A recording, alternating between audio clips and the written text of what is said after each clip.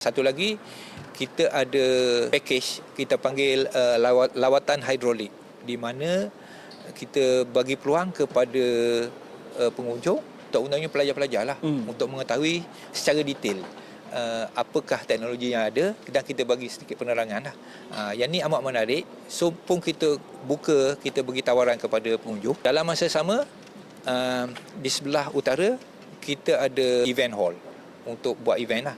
So kita buka kepada public juga untuk membuat tempahan. Dia macam-macam. Ada mungkin pernah ada buat wedding pun ada. Oh, sini? Ada. Oh, menarik. Wedding, raya, nak buat yang anniversary dan sebagainya lah. So amat menarik lah. Pengalaman di kat atas tu tidak boleh dibanding. Tidak ada lah di tempat lain lah. Sebab view 360 yang tuan sebut tadi. View 360 pengalaman tu. Pasal dah tak ada tempat lain lah. Betul, kan? betul. Dan kita kadang-kadang kita ada permintaan yang orang kata, saya nak datang ni, saya nak tengok lah macam mana drawbridge tu, dash queue tu dibuka. Dan kita boleh offer pun. Katakan boleh.